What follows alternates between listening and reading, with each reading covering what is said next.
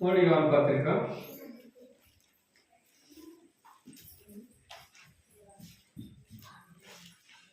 1వ అధ్యాయం.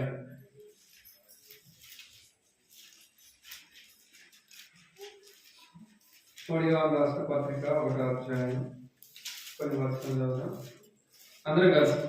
జీవవాక్యమును గూర్చినది ఆది నుండి ఏది ఉండేనో అందులో ఏది చూస్తున్నామో ఏది నిదానించాలనుకుంటున్నామో ఆ చేతులు ఏది దాటి చూస్తున్నామో అది మీకు తెలియజేస్తున్నాం. ఆ జీవం ప్రత్యక్షమైన తండ్రి అప్రత్యక్షమైన గురించి ఆ జీవం గురించి సాక్షిస్తూ దాన్ని తెలియజేయపరుచున్నాం.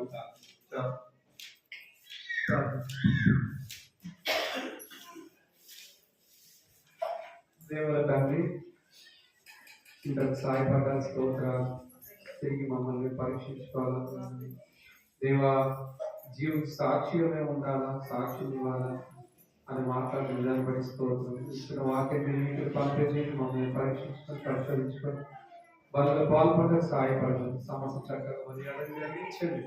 వాళ్ళకు వర్తమానం దయచేయండి. వాటిని ధ్యానించడం, సాక్ష్యం చెప్పని ఇవన్నింటిలో చాలా దేవుడిగా ఉంటుంది. ఏ స్నామం వేడుచున్నాం తండ్రి. దేవుడు ఏది నిదానించి కనుగొంటేమో మా చేతులు దేని తాకి చూచండి అది మీకు తెలియజేస్తున్నాము. జీవవాక్యమును గుర్చినది ఆది నుండి ఏది ఉండదో మేమేది వింటేమో కదండి.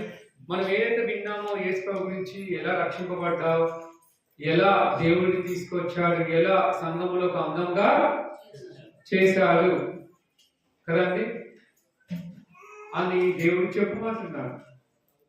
ఆయన గురించి ప్రకటించమంటున్నాడు కదండి. ఎలా రక్షింపబడ్డావు, ఎలా వచ్చావు, సగం ఎలా జాయిన్ అయ్యావు కదా, నీ పుట్ట గోత్రాలు ఏంటి, ఎక్కడ పుట్టావు, ఎక్కడ పెరిగావు, ఎలా ప్రభు నమ్ముకున్నావు, ఎవరి ద్వారా నమ్ముకున్నావు, ఎవరన్నీ ఇవన్నీ కూడా చాలా అవసరం. అది ఏ నిదానం చూస్తేమో, కళ్ళ ఏది చూడాలి ఏది వింటేమో కదండి. వీటన్నింటి కూడా ఏం చేసినట్ట నిత్య జీవనం మేము చూసి ఆ జీవనం గురించి సాక్ష్యం ఇచ్చు దాన్ని మీకు ఏం చేస్తున్నామంట తెలియజేస్తాము కానీ తెలియజేస్తాము. కాబట్టి దేవుడు ఇచ్చిన వాగ్దానం అందరికీ కదండి. ఆయన పిల్లలకు అధికారం ఇచ్చాడు కదండి. రక్షణ సంతోషం అందరికీ చెందుతుంది. రక్షణ పొందే హక్కు అందరికీ ఉంది కదా. పేతురు మేము ఏం చేయాలి అని నడుచుకున్నప్పుడు ప్రవేశం విశ్వాసం ఉంచుకోవాలంటే ఆయన నామలు మీరు ఏం చేయాలి, బాప్తిసము తీసుకోవాలి. ఆయన కుమార్ నామములు తండ్రిని అడిగారు కానీ ప్రభు యేసు ఎలుగలేసిలో వేశారు. ఇప్పుడు ఏం చేయాలంటే కదండి అని చెప్తా ఉంటాడు. కాబట్టి ఆ వాగ్దానము అందరికీ ఉంది. అందరికి కూడా రక్షింపబడే హక్కు అందరికీ ఉంది. సొంత రక్షకుడిగా చేర్చుకునే హక్కు అందరికీ ఉంది. తండ్రి యొక్క కుమారు యొక్క పరిశుద్ధ నామమున బాప్తిసం తీసుకునే హక్కు అందరికీ దేవుడు ఆ వాగ్దానం ఇస్తూ వచ్చాడు. ఆయన వైపు తిప్పుకుంటారు. ఆయన విశ్వాసం ఉంచితే ఏం రక్షింపబడతామని లేఖనాలు తెలియజేస్తా ఉన్నాయి. అయితే ఒకప్పుడు నేను 10వ తరగతిలో చదువుకుంటూ 10వ తరగతిలో ఉన్నప్పుడు నేను స్కూల్కి వెళ్ళి వస్తూ ఉండేవాడిని. పక్కన చెరువు ఉంటుండే. ఆ చెరువు కట్టపై నుంచి స్కూల్కి వెళ్ళేవాడిని, మరి చెరువు కట్టపై నుంచి వచ్చేవాడిని. ఎవరి నుంచి చెరువు కట్ట తెలుసు ఇక్కడ. అయితే ఒక రోజు ఏమైందంటే మాకు తెలిసిన చెరువు కట్టగా ఇల్లు ఉంటాయి. ఎప్పటి నుంచో అనుకుంటా ఉంటాను, అప్పటి నుంచో అనుకుంటా ఉంటాను ఎట్లయినా సరే ఇద్దామని. అయితే మా నాన్న వాళ్ళ పరిచయం, వాళ్ళ డాడీ వాళ్ళు కూడా పోలీసు వాళ్ళే, మా నాన్న కూడా పోలీసు. వాళ్ళు పోలీసు వాళ్ళే, మేము పోలీసు వాళ్ళు. అయితే ఆ పరిచయం బట్టి ఇవ్వాలి, ఎట్లా చెప్పాలి రాజశేఖర్ అని చెప్పేసి అనుకుంటా ప్రార్థన చేస్తూ ఉంటాను. ఇక నాకేమో నామోషి ఆ పత్రిక చదవాలంటే ఒకలాగా కదా, నేను నమ్ముకుంటాను అది అన్నట్లుగా ఉండేది. అయితే బాగా మాట్లాడి ఇచ్చింది, చదువు రాజశేఖరం ఇచ్చింది, చదవడం స్టార్ట్ చేసింది. నాకు అర్థం కాలేదు ఎందుకు ఇస్తుందని. ఏసుకో వస్తారు రాజశేఖరం మనం తీసుకెళ్తారు, ఏసుకోతారు బాబు అసలు బస్సు నమ్ముకో దేవుడికి సాయం చేస్తారా నేను అది ఎప్పుడు అంటా ఉంటుండే. అక్కడ శిరోమణి లేదు లేదు, దేవునిలో మహిమలోకి చేర్చబడి ఆమెను రక్షించుకుంది, ఆమె రక్షణ పొందాను. ఇంకా ఐసోలేషన్ ఉండేవాడు మా క్లాస్మేట్ 10వ తరగతి, వాడు కూడా చెప్తూ వచ్చేవాడు, కానీ నాకు అర్థం కాకపోతుండే. ఎన్నిసార్లు చెప్తూ వచ్చేవాడు, చదివిస్తా ఉండే అలాగే చెప్తే అర్థం కాకపోతే చెప్తుండేవాళ్ళు. ఏసుక్రీస్తు ద్వారా పాపక్షమాపణ, ఏసు పాపం కలిగిపోయాను, ఆయన నమ్మకం మంచిది, దేవుడు ఆశ్రయిస్తాడు అని అంటా ఉండేవాడు. నాకు అర్థం కాకపోతుండే. అట్లా రోజు కరపత్రికలు ఇచ్చేవాడు, చదవని ఇచ్చేవాడు. ఏదో బుక్ లేకుంటుంది చదివి ఉదయం, అప్పుడు ఇప్పుడు లేదు, అప్పుడు వచ్చేది అది ఉదయం. దాంట్లో అన్ని కూడా ఉంటాయి, ఉదయం దేనితో నిండుంది, ఏ పాపంతో నిండుంది అన్ని కూడా చూపిస్తాయి. అవన్నీ చదివిస్తూ ఉంటుండే. స్కూల్లో కూర్చొని వెనకాల బెంచ్ కూర్చొని చదువుతూ ఉన్నాయి ఫలితంగా. ఇక అట్లా ఏం చేశారంటే నన్ను అందరు కలిసి ఎక్కడ తీసుకెళ్ళాలంటే యూత్ క్యాంప్ తీసుకెళ్ళాలి. అది బాగుంటుంది రావాలి, దాంట్లో వదిలేసి ఇక అక్కడ తెలిసి కదా ఒకటే రక్షణ, పాపక్షమాపణ, పాసగ్రాంతులుగా చెప్తా ఉంటుంది. ఏసుక్రీస్తు విశ్వాసం ఉంచండి, ఆయన రక్తంపతి పాపం కడిగిపోయింది. ఇప్పుడే ఇదే సమయం, మీరు నమ్మండి, మీరు ఇవ్వండి అని చెప్పి ఎవరు వచ్చినా అదే స్వార్థ కంపల్సరీ గమనిస్తుంది చెప్తా ఉండేవాడు. ఇక చూసి డెసిషన్ కార్డు తీసి నేను కూడా ప్రభు నమ్ముతున్నప్పుడు డెసిషన్ కార్డు తీసుకొని రాసి ఇచ్చాను. నేను ఏసు ప్రభు సొంత రక్షకుడు అంగీకరిస్తున్నాను అని చెప్పేసి ఇచ్చాను. 1996లో బహుశా ఇచ్చినప్పుడు 1996లో ఇంకా రక్షణ పొందినాను, అందరికి ఇచ్చేసాను. ఆ డెసిషన్ కార్డు తీసుకున్నాను, ప్రార్థన చేస్తూ వచ్చారు. తర్వాత ఇంటికి వచ్చాను. ఇంటికి వచ్చిన తర్వాత షోది స్టార్ట్ అయింది. నువ్వు వాడికి ఎందుకు వెళ్ళావు, వాళ్ళ దాంట్లో ఎందుకు కలిసావు, వాళ్ళ వాక్యం ఎందుకు విన్నావు, ప్రభు ఎందుకు నమ్ముతున్నావు, ఇవన్నీ కూడా వాళ్ళు అంటూ వచ్చారు. అప్పటికీ నేను ఏమనలే, మౌనంగా ఉన్నాను. ప్రభుని వదిలేస్తే, ఏసుకొని వదిలేస్తే, ఏసుకొని నమ్ముకొని మాకు సీటు తీస్తావు, ప్రభు నమ్మేమో ఎంత అవమానం, మనది ఏంటి, మన పరిస్థితి ఏంటి కదండి. అందరూ అడుగుతారు, పోలీసు గురించి అడుగుతారు అందరూ. మరి అప్పుడు రిటైర్మెంట్ అయ్యాడు, అందరూ అడుగుతూ ఉంటారు, నన్ను చూస్తారు, ఎంత మంచి పేరు ఉంటుంది డిపార్ట్మెంట్. నా పేరు తీసేసినట్ట, నా పేరు పోయిందంటే తలెత్తుకోవాలి, అన్నీ కూడా ఎన్నో వచ్చాయి. అయితే ఇక దేవుడు అనేటువంటి తప్పిస్తూ 10వ తరగతి పాస్ అవ్వడం జరిగింది. ఇంకా ఎక్కువ నమ్మకం జరిగింది దేవుడిని. ఇంకా అట్లనే ఇంటికి వెళ్ళడము, బైబిల్ చదవడము, వాకింగ్ చదవడం చేస్తూ ఉండేవాడిని. ఇంకా ఎక్కువ అయిపోయింది ఇంట్లో శోధన. ఇక నువ్వు వెళ్ళిపోవడానికి, ఇంట్లో నుంచి వెళ్ళిపో, ఇక నువ్వు ఉండడానికి వీల్లేదు, నువ్వు బయటకు వెళ్ళిపో అని వెళ్ళగొట్టడానికి ప్రయత్నించాడు. ఒకసారి గృహపడికి ముగించుకుని వస్తున్నా, ఇక మా నాన్న వాళ్ళని ప్లాన్ చేసుకున్నాడు. ప్లాన్ చేసుకుని వచ్చారు.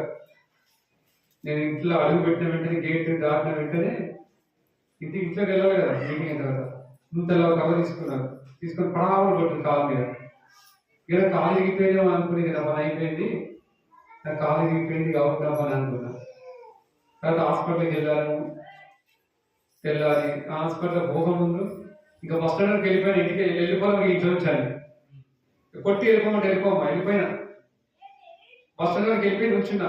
రాత్రి నుంచిన తర్వాత ఇక మా నాన్న ఎత్తుకుంటూ వచ్చి బస్ స్టాండ్ కనపడుతుంది, ఎత్తుకుంటూ వచ్చి ఎందుకు అర్థం చేస్తాను చెప్తే వినవరాన్ని వేసుకొని వదిలిపెట్టారు. వాళ్ళు తీసుకుపోయి ఇంటికి తీసుకుపోయి బయట అవుతుంటే నా అనేక సాక్షుల నా నామాన్ని నువ్వు భరించాలని, అనేకుల ఎరుట నేను సాక్షిగా వాడుకుంటా అని దేవుడు చెప్పి మాట్లాడుతూ వచ్చిన అపొస్తలుల కార్యంలో. ఇక ఆ మాటను బట్టి కొంచెం యాకోబు భయపడకుండా నేను ఏర్పరచుకొని ఉన్నాను కదా. నువ్వు జలంలో దాటిపడుతుండదు, అగ్నిలో వెళ్ళకుండా నీకు ఏం చేస్తాడే రక్షిస్తాను. భయపడుతుంది పేరు పెట్టి పిలుచుకున్న సొత్తు అనేసరికి ఇంకా ధైర్యం వచ్చింది. ఆ రావడానికి నిద్ర లేదు. నన్ను కొట్టిన బాగా మొన్న వాడటం పడ్డాడు జనం వచ్చి, చూసావా. ఇక అట్లనే ప్రభువు చెప్పడం మొదలుపెట్టాను, స్వార్థ చెప్పడం మొదలుపెట్టాను, అలా గోడ పైన రాయడం మొదలుపెట్టాను స్వార్థ వాక్యాలన్నీ కూడా. అయితే మా ఇంటి వెనక ఒక గోడ ఉంటుంది, గోడ పైన రాసాను, గోడ వెనకాల కూడా ఉంది. పూజారి మిషన్ చూసి అందరికి చెప్పేసి చెప్పుకుంటే వాళ్ళు గోడ వేసిండు, ఎవరు రాసింది అన్నాడు. నేనేమని రాశానంటే అక్కడ గోడ మీద పాపం రక్షించడానికి ఏసుక్రీస్తు లోకానికి వచ్చిన వాక్యం నా దగ్గర నీవు పోవడానికి అప్పుడు అట్లా రోషమా వాక్యం ప్రకటిస్తామని ఎక్కడ పట్టు అక్కడ. ఇక ఇంటికి వచ్చింది, అసలే నాయకు వాళ్ళు ప్రభు అంటే పరిగెత్తుకుంటూ వచ్చేసిండు. చూడు మీ అబ్బాయి ఇట్లా గొడవ మీద రాసిండు, ఏసీపీ పగడించబడుతుంది చూస్తే బాగుండదు అన్నాడు. పోలీసులో పట్టిస్తామన్నాడు. ఇక మా నాన్న చూసుకో, ఇక రే నువ్వు ఉన్నకాడ ఉంటా తిరిగి గమనుండక నోరు పూసుకొని నమ్మినావు గమనుండి ఇంట్లో నువ్వు పోయి సువార్త చెప్పడం మీద అందరికి ఏసీపీ నిజమే చెప్పడం మీద పాపం చెప్పడం మీద ఆయన తిరుగుతా ఉన్నాడు. తర్వాత గడిచిపోయిన తర్వాత పిలిచిండు. ఆ వ్యక్తి ఏ వ్యక్తి అయితే అన్నాడో ఆ వ్యక్తి నన్ను పిలిచాడు. పిలిచి నేను కింద నిలబడ్డాడు, పైన స్లాబ్ అనేది, నువ్వు ఎంతమందికి ఇలా మార్చాలనుకుంటున్నావు? అమెరికాకి వెళ్ళి డబ్బులు వస్తున్నాయా? అమెరికా వాళ్ళకి డబ్బులు ఇస్తున్నాడా? ఎంతమంది మార్చాలనుకుంటున్నాను అట్లా నీ పోలీసులో పట్టిస్తాను మళ్ళీ అన్నాడు. అనేసి అందరితో చెప్పడం స్టార్ట్ చేసిండు. ఇక కొన్నాళ్ళు గడిచిపోయి ప్రాసెస్ చేసుకోవడం స్టార్ట్ చేసిన కొన్నాళ్ళు గడిచిపోయి తర్వాత ఎవరైతే నన్ను అన్నాడో పోలీసులో పట్టిస్తా అని చెప్పి సువార్త పట్టిస్తే వాడు డ్యూటీకి వస్తుంటే డ్యూటీ నుంచి వస్తుంటే అప్పుడు కొద్దిగా అట్లుంటుంటే చెట్లు అడి ప్రాంతం టౌన్ అయిపోయింది. ఐటీ సైడ్ అంటే టౌన్ అయిపోయింది. మరి కొత్త ఐటీ సిటీ దగ్గర అర్థమవుతుందమ్మా. అయితే అప్పుడు చెట్లు ఉండేది. చెట్లు తీసుకెళ్ళిపోయి ఆ వ్యక్తిని దొంగలు పట్టుకొని 2 ఎకరాలు చీల్చిన కోసిండంట. నన్ను పోలీసులో పట్టిస్తాను కదా 2 ఎకరాలు ఇట్లా కోసాడు. ఇక అప్పుడు నుంచి జోలికి రావాలి. ఇక నన్ను చూస్తే కింద మోహనిస్తాను వెళ్తాడు. ఎవరైతే అన్నారో వాళ్ళ చూసి వాడు చెప్తున్నా. ఈ చిత్రం చూడు, ఎవరిట్లా వాళ్ళతో ప్రార్థన చేసిన వాళ్ళ అమ్మమ్మకి నేను ఏం చేసిన ప్రభు నుంచి డైలీ ప్రార్థన చేయడం రాయడం కొత్తగా అట్లుంటున్నప్పుడు తెలియదు. తర్వాత తెలిసింది ఎవరైనా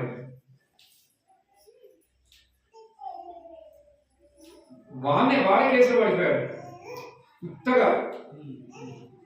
చూడు అంటే ప్రభు బిడ్డలు పట్టిస్తారని ఏమైంది, వాడికి అవమానకరంగా వాడు పట్టించోడు అయిపోయాడు. ఇప్పుడు కొద్దిగా పర్లేదు, కొంచెం మంచిగా ఎన్నికలు మించుకొని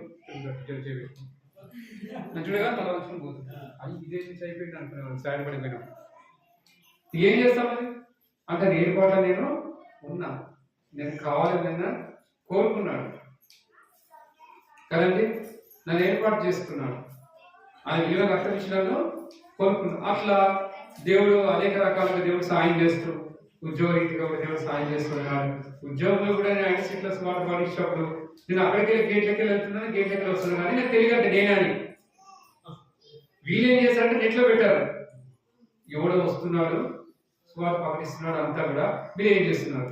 ఆ వ్యక్తులు కామన్ లేకపోతే మీరు సెక్యూరిటీ ఉంటే ఏం చేస్తున్నారు, వాళ్ళే పడ్డారు. అందరు పై అధికారులంతా వాళ్ళు వెళ్తా ఉన్నారు, మీరు ఏం చేస్తున్నారు. నేను అక్కడ ఉన్నా, నేనంతా తెలియదంట. తర్వాత తెలిసి నేనని తెలిసిన వెంటనే ఇక పరిగెత్తుకుని వెళ్ళినప్పుడు నా డ్యూటీ కాదు, పరిగెత్తుకుని వచ్చినట్ట ఎక్కడ చంపాడు సర్వేసి అన్నాడంట. ఇంత ధైర్యము నా ఆఫీస్లోకి వచ్చి నా ఎదుగుతున్న స్వార్థపడిపోయినప్పుడు ఏం చేస్తున్నాడని చెప్పేసి గట్టి కలిసి ఉరేస్తూ అదేస్తా అన్నాడు. వాడే పోయాడు ఆఫీస్ నుంచి. తర్వాత పోయి అడిగితే రాష్ట్రం నేను ఉరేస్తానని చంపేస్తాను లేదా, వాడు మొత్తం లేకుండా వెళ్ళిపోయినాడు. అప్పటికి సంతోషం, ఫుల్ భయం అయింది. మోకరికి ప్రార్థన చేసిన, ప్రభా ఏంటి బాధ్యత నీ నామాన్ని ప్రకటించిన చెప్పేసి నెక్స్ట్ కూడా పెట్టేస్తాడు కాబట్టి ఇదేంటి. తర్వాత సెక్యూరిటీ ఆఫీసర్ అడుగుతా ఉన్నాడు, రాజశేఖర్ నువ్వు నా పక్క నుంచి వెళ్తున్నా పోతున్నా మా మధ్య ఉంటున్నావు, ఈ పని ఎప్పుడు చేసినావు అని. నీ గురించి మేము ఎత్తున్నట్ట పట్టుకుందామని కదా, ఎవరో తెలియదు అని చెప్పి ఎత్తున్నానంట. ఎంత పని చేసినావు నువ్వు చాలా మంచోడివి, నువ్వు ఈ పని చేసిన సంగతి అది తెలియదు చెప్తున్నావు ప్రకటిస్తున్నావు అని వాళ్ళు పై అధికారులు ఒప్పుకోలేదని చెప్పారు. మళ్ళీ కొన్ని రోజుల తర్వాత ప్రార్థన చేసిన తర్వాత మళ్ళీ ఎవరైతే వద్దన్నారో ఆ సెక్యూరిటీ ఆఫీసర్ నన్ను తీసుకొచ్చి కూర్చోబెట్టి ఇప్పుడు చెప్పు అంతరించి వాళ్ళు చెప్పన్నాడు. చూసావా, ఎక్కడైతే ప్రకటించేది అన్నాడో అక్కడ తీసుకుపోయి టాప్ పైన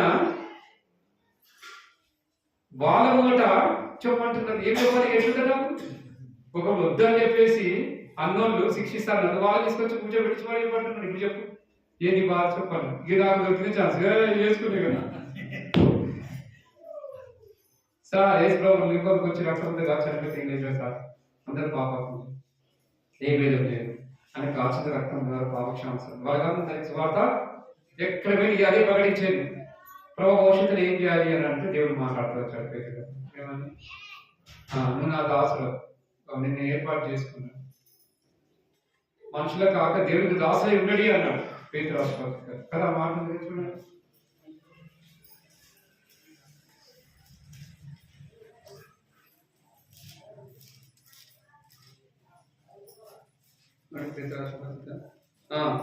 ఏం చేయాలి భవిష్యత్తులో ఏం చేయాలి మరి ఉద్యోగం చేయాలి ఏం చేయాలి? రెండో అధ్యాయం పదవచనం. స్వతంత్రులై ఉండి దుష్టత్వమును కప్పెట్టకు మీ స్వతంత్రమును వినోగపరచగా దేవునికి దాసులమని లోబడి. ఓ దేవునికి దాసుని పని చేయాలి. సరే, లోకంలో ఎంత పని చేసినా వెళ్ళాలి. ఇది అన్నిటికంటే గొప్ప పని. నీకు దాసునే ఉండమని చెప్పేసి సరే ప్రభా మరి వస్తాను ప్రార్థన చేస్తాను అన్నప్పుడు ప్రార్థించినప్పుడు సేవకి ఇక్కడ పోవాలన్నప్పుడు సంఘానికి తెలుసు. సంఘానికి అక్కడ పంపించాం. అక్కడ ట్రైనింగ్ అయిన తర్వాత అక్కడ నుంచి మళ్ళీ నుంచి తర్వాత మరి తెలంగాణ గ్రామం జరిగింది. వివాహం అయిన తర్వాత అక్కడ ట్రాన్స్ఫర్ అవ్వకుంటూ తిరిగి మళ్ళీ దేవుడు వాళ్ళు కావాల్సి వచ్చింది.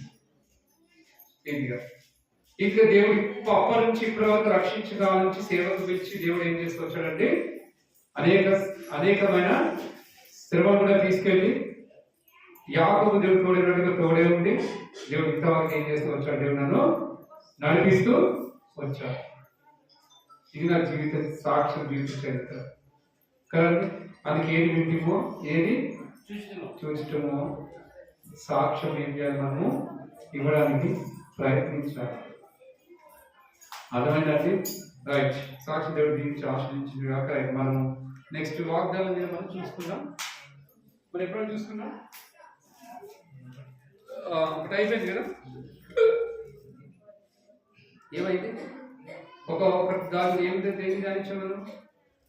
నీవు నడుచు మార్గం అంతటిలోని నీ దేవుడికి ఎవరికి తోడే ఉంటుందని చూసుకున్నాం. యోషువలో కదా, నీ ముందు నడుచువాడు యెహోవా అని ఉంది. ఎందుకన్నాడు ఆ మాట? ఎప్పుడు అన్నాడు? ఎక్కడ అన్నాడు? కదండి. ఎవరికి చెప్తున్నాడు అనేది మనం ఇప్పుడు చూద్దాం. సందర్భం ద్వితీయోపదేశ కాండము సేమ్ యెహోషువ అన్నట్టనే ద్వితీయోపదేశ కాండంలో కూడా అంటా ఉన్నాడు. ఎవరితో అంటా ఉన్నాడు ఈ మాట?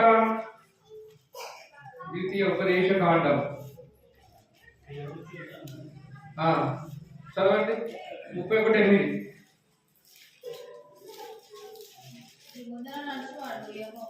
ఈ ముందర నడుచువాడు యెహోవా ఆయన తోడై ఉండును, ఆయన విడువడు, ఎడబాయడు, భయపడకము, విశ్రమందకము ముందుకుమని ఇజ్రాయెల్ అందరిట అతనితో చెప్పాను.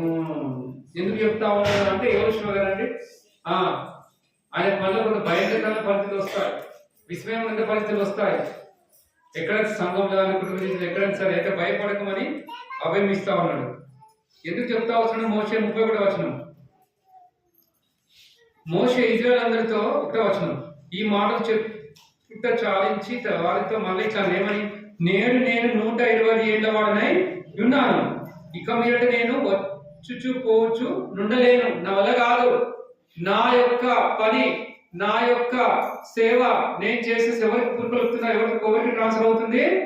యోషువకి ట్రాన్స్ఫర్ అవుతుంది కదండి. భయం ఉంటుంది కోతలో, ఇవన్నీ కూడా ఉంటాయని చెప్పేసి దేవుడు మాట్లాడుతూ వస్తున్నాడు. సో ఆయన చేసే పనులు చేయాలి. యోషువ నువ్వు భయపడకని చెప్పి చెప్తాడా?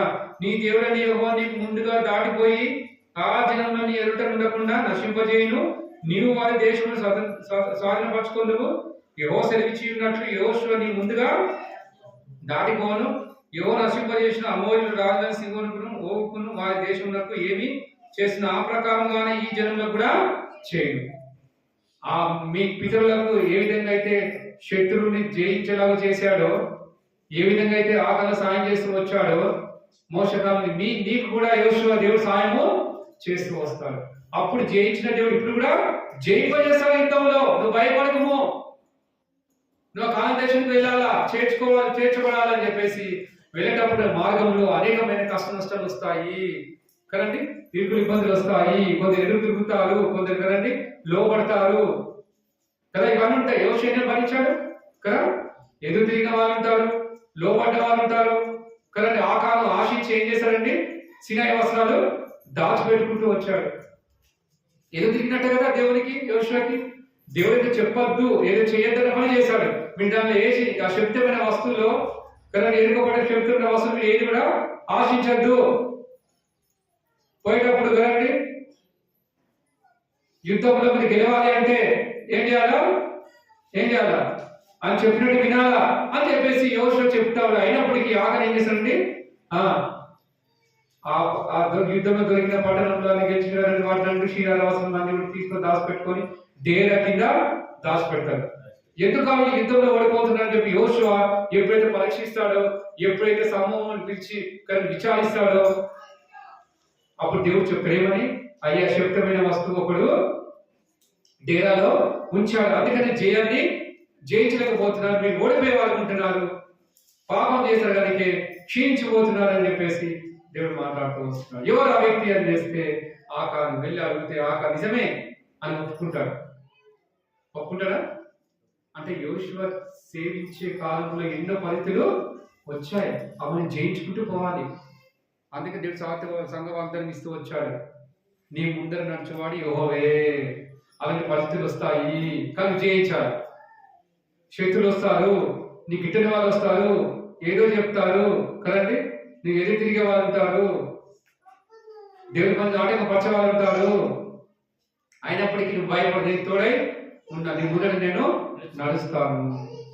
అయితే ఒప్పుకున్నప్పుడు ఆకాన్ని ఏం చేసి వచ్చారు, రాళ్ళతో కొట్టి ఏం చేస్తామా, చంపేస్తాడు.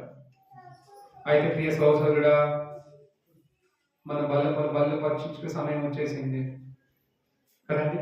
నీలో కూడా శక్తి ఏమైనా ఉందా, ఆయన నచ్చని ఏమైనా ఉందా? నువ్వు ఏది ఆశిస్తున్నావు? ఆయన వద్దని నువ్వు ఏది ఆశిస్తున్నావు? ఆయన చెయ్యొద్దు అనేది ఏం చేస్తున్నావు?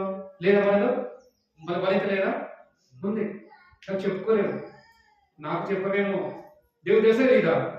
యోనసులకి ఏం బలిత ఉంది, యోనసులు ఎక్కడ పడిపోతున్నారు కదండి, సంఘం ఎక్కడ బలహీన పడుతుంది, ఎక్కడ పడిపోతున్నారు, దేవుడు చేసే లేదా? అది ఒప్పుకోవాలా, కప్పుకోకూడదు.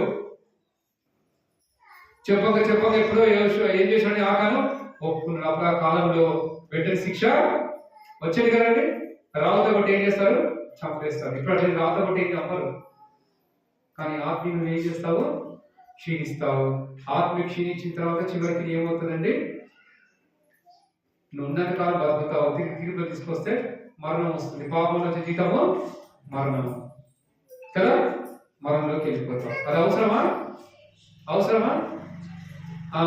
దేవుని వాక్యం వదిలిపెట్టి, దేవుని పదం వదిలిపెట్టి, బైబిల్ వదిలిపెట్టి, ప్రార్థన వదిలిపెట్టి నువ్వు ఆత్మీయంగా క్షీణిస్తూనే ఉంటావు. ఆకాండ చివరికి మరణానికి వద్దు, ఇక చాలు, ఇక జీవించే జీవితం చాలు, జీవించే సంవత్సరం చాలు, ఇక వచ్చి నీ కొరకు జీవిస్తాను ఆయన. ఎందుకనగా నీ ముందు నడిచేవాడు యెహోవా, నువ్వు నడుస్తా ఉన్నావు, నువ్వు నాతో ఉంటావు, నాకెందుకు ఇంకా భయం. అట్లా యోషువ దినములు అనేకమైన సంఘటనలు వచ్చాయి, అనేకమైన యుద్ధాలు జరుగుతూ వచ్చాయి, కానీ యోషువ గెలుస్తూ వచ్చాడు కదండి. చివరికి ఎంత ఏడిపించారు. అందుకని ఒక మాట ఏమని, మీరు ఎవరు సేవిస్తారో, యోషువ 24 అధ్యాయం కదా, నీ ఎవరు సేవిస్తావో మాకు తెలియదు, నేను నైట్లు ఎవరు సేవించాను, కరోనా వచ్చిన ఎవరు సేవించాలి కదండి, మందులు ఉన్నా లేదు ఎవరు సేవించాలి కదండి. పశువు లేకపోయినాను, పంట పండిన పంటకు నా దేవుడిని ఎవరు నేను ఆరాధిస్తాను, సేవిస్తాను అని గణపరుస్తా. ఏ ఉన్నా లేకున్నా అని నామాన్ని నేను ప్రకటిస్తాను, నామాన్ని కీర్తిస్తాను అని చెప్పేసి అలా తీర్మానించుకునే వాళ్ళు ఉంటారు. అలా తీర్మానిస్తాం అప్పుడప్పుడే, ఆ సంవత్సరమే ఈ సంవత్సరమే, మళ్ళీ రోజు రక్షణ కొత్త సంవత్సరం ఒకలాట, అంత సంవత్సరం చూడబోతుంది. చాలా మంది ఏం చేస్తారు, కొత్త సంవత్సరం చూస్తున్నారు అంటే పాత అంక వెళ్ళిపోయింది, 2025 వెళ్ళిపోయింది కదా, ఆ 26 చూసి కూర్చున్నారు. ఇక్కడ ఉంది కదండి, చాలా మంది ఈ వాక్యం చూసి మురవట్లే, ఈ వాక్యాన్ని చూసి ధైర్యం తెచ్చుకోవట్లే కదండి, వాక్యం చూసి సంతోషించట్లేదు. వాక్యం చూస్తున్నారు కదా, పైన ఏం కనపడుతుంది నీకు, 2026 ఈ గారు చూసి మురిసిపోతున్నాం మన మామూలు కదా. కొత్త సంవత్సరం గతించిపోయింది, పాత సంవత్సరం గతించిపోయింది, కొత్త సంవత్సరంలోకి వచ్చాము అని చూసి మురిసిపోతున్నామేమో. జాగ్రత్త సంవత్సరం దీన్ని చూడక ఇది కదా రాన్న, ఇది కూడా వెళ్ళిపోతుంది. ఇది కూడా పాతగా అయిపోతుంది, ఉడికిపోతుంది. లోకమంతా పాతగా ఉడికిపోతుంది. దేవుని వాక్యం నిత్యము అదే. చూసారా, చాలా మంది తెలియక 2026 కదా, ఓ కొత్త సంవత్సరం అంట. తెలియదా ఏం చేస్తున్నా? కొత్త సంవత్సరంలో ఇల్లు కట్టరాదు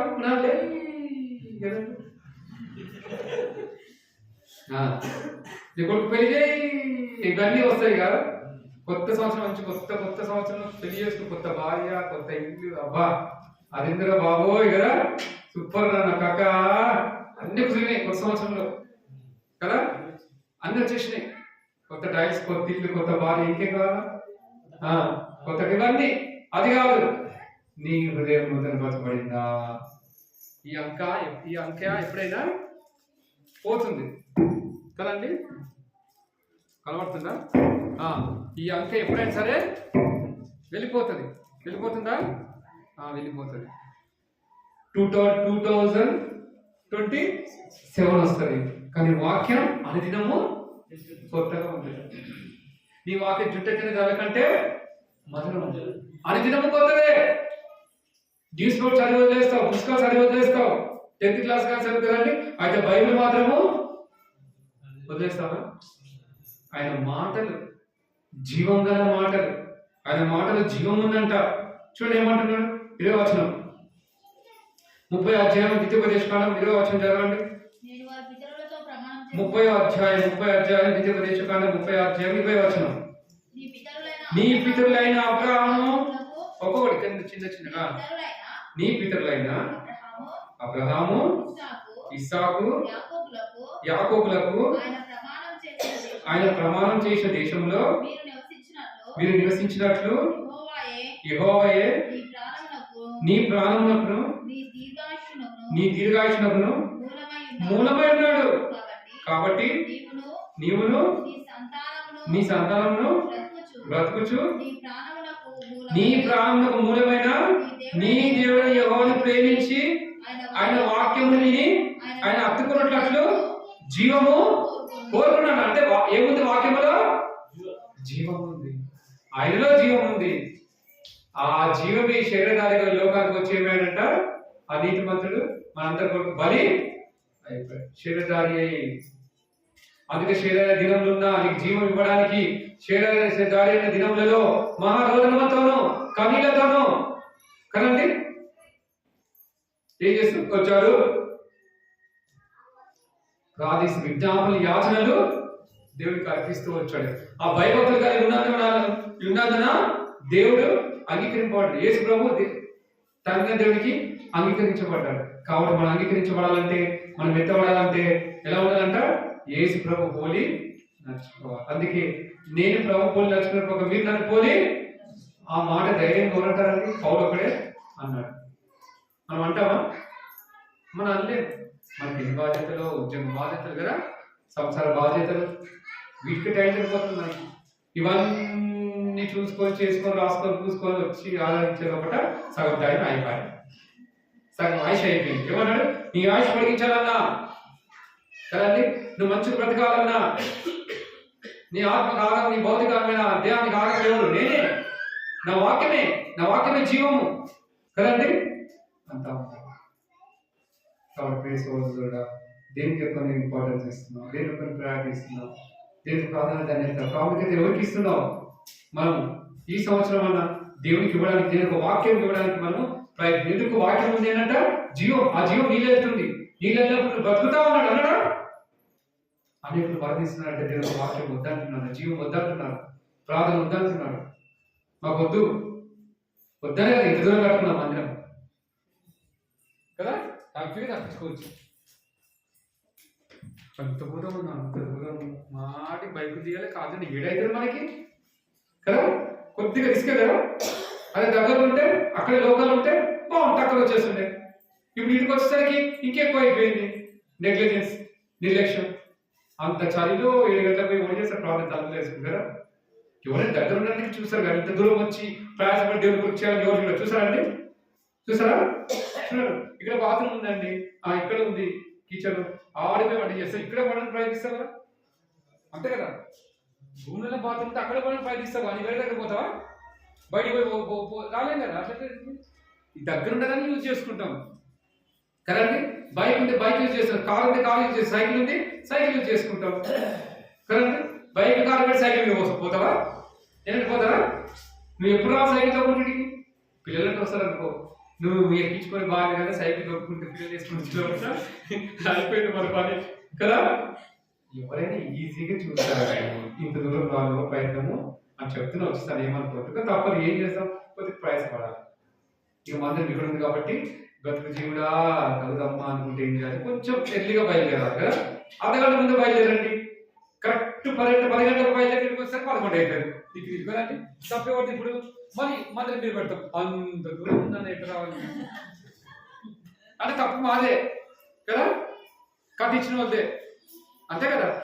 ఈజీగా ఇస్తాం. ఎందుకు లేట్ అయిందంటే మనమే చేసుకోం, అవ్వలేక ఆదమ్మలేక ఇంత ఉంది రావాలి రోడ్డుకి వచ్చి మళ్ళీ కట్టగొట్టి తిరిగి ఎప్పుడు అది కూడా ఎప్పుడు కనబడితే ఆ స్తంభం వాట వచ్చిందన్న కలిసి అడిగి పోయినా బయట వచ్చిన ఇవన్నీ ఎందుకు వచ్చింది కదండి.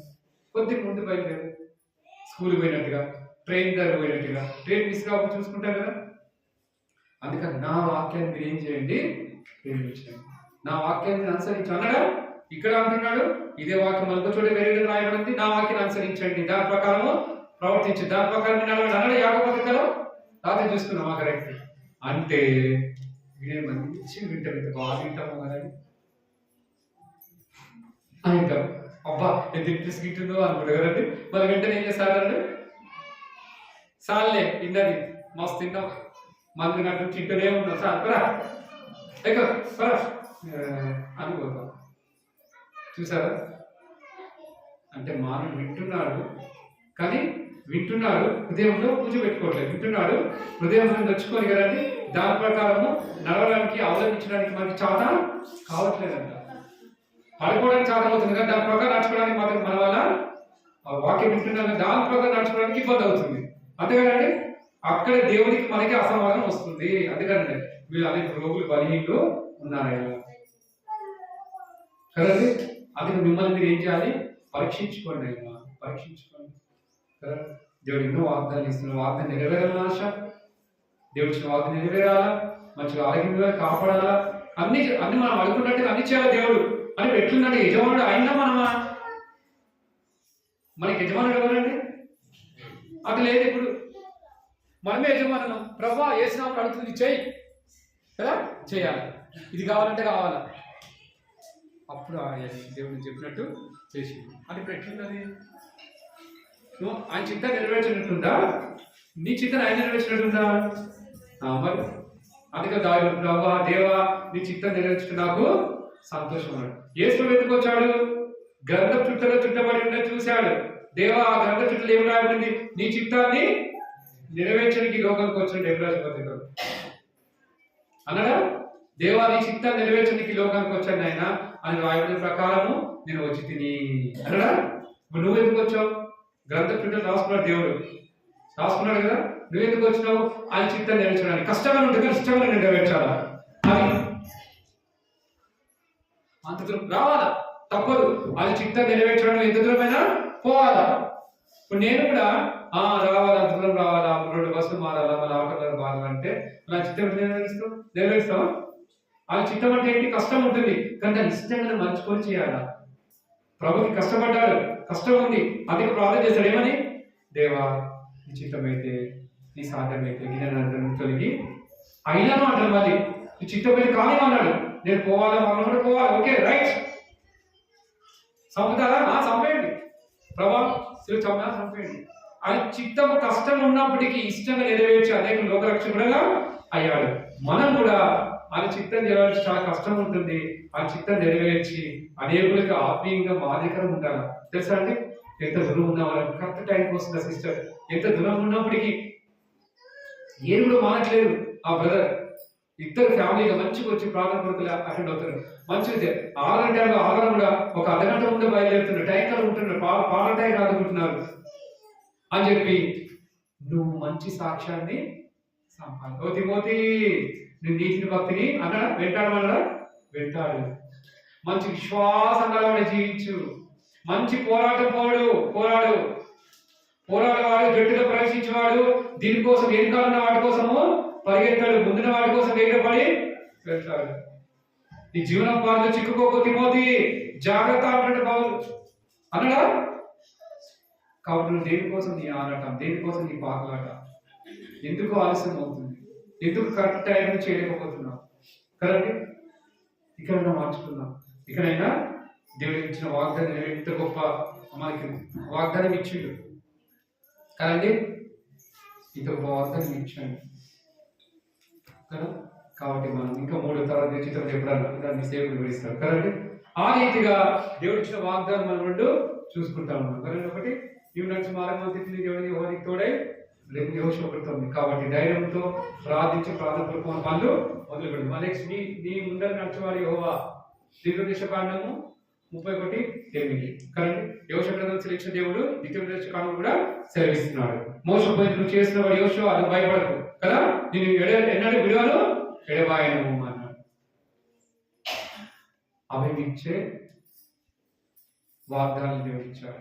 గ్రంథ వాగ్దానాలు మనయే, కానీ మనకు భయం కలిగినప్పుడు, మన నిరుత్సాహం ఉన్నప్పుడు ఇవి చూసుకొని మన ధైర్యము తెచ్చుకోవాలి. నీ వ్యక్తిగత వాగ్దానం చూసుకొని మురిసిపోవడం కాదు. ఆ సందర్భం చదవండి, దేనికి ఇచ్చాడు, ఎందుకు ఇచ్చాడు, దేనికి ఇచ్చాడు, కారణం ఏంటి, ఎవరికి రాసిన అవన్నీ చదివి కదండి చూసుకొని ఆ టైంలో ప్రభువా వాగ్దానం ఇచ్చాను నెరవేర్చాను. ప్రతిరోజు ఇక్కడ గుర్తొచ్చినప్పుడు ఆ వాగ్దానం తెలిసి ఏం చేయాలో చూసుకొని ప్రార్థించేవారు కూడా. సంవత్సరం నుంచి ఇచ్చి వాగ్దానం చూసుకొని మురిసిపోతాము, మళ్ళీ బయటలో పెట్టేస్తాము, ఇక మళ్ళీ మర్చిపోతాం. మన సంవత్సరం రాగానే పోయిన సంవత్సరం ఇచ్చారు వాగ్దానం, అది నెరవేరిందో కూడా కొందరు తెలియదు కదా. ఇక నెరవేరని సిగ్గుపోతుంది, విశ్వాసం లేదంటారు, నెరవేర్చలేదు అక్కడ మాత్రం విశ్వాసం, నెరవేర్చుంటాడు. కాబట్టి వద్దు కదండి. మన ఈ నూతన సంవత్సరంలో మనం మార్చుకుందాం కదండి. ప్రభావ ఎక్కడెక్కడ మనం పడిపోయాం నిజంగా విశ్వాసంగా. వాక్యాన్ని మీకు పక్కన పెట్టేవారు ఉన్నారు, ప్రార్థన మీకు పక్కన పెట్టేవారు ఉన్నారు, చాలా సార్లు నేను నీకు దుఃఖ పెట్టేవారు. ప్రభావాన్ని క్షమించండి, దగ్గర కడగండి. ఎన్నో రకాలు ఆశించాను, నేను ఆత్మని క్షీణించాను ప్రభావ, ఆకలిలా ఆశించాను, ఆకలి అలా ఆశించాను. ఏం ఆశిస్తున్నావు అది నీకు తెలుసు కదా, అది ఒప్పుకోవాలి. ఆకలి ఏం ఆశించాడు, సీనాల వస్త్రాలు, వెండి బంగారు కాదు కదా, నువ్వే ఆశిస్తున్నావు, అది నీకు తెలుసు. లోకంలో ఏముందో నీకు. ప్రభావ నేను కూడా తండ్రి పడిపోయాను, క్షమించండి, కార్యం శుద్ధీకరించండి ప్రభావ. మీరు ఆశించండి, నేను ఆశించాను, మీకు నచ్చింది నేను చేశాను ప్రభావ, క్షమించండి. అందరు కడిగి నూతన శుద్ధీకరపరిచి వాళ్ళు పాల్గొని నాకు సహాయపడండి దేవా అని చెప్పేసి మనము మోకరించి మనం పరీక్షించుకొని వాళ్ళు పాల్గొనే వాళ్ళగా ఉన్నాం. రైట్, మోకరిద్దామా?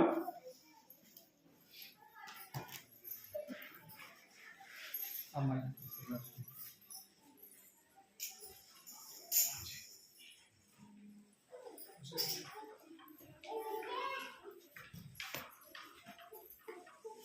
దేవుడా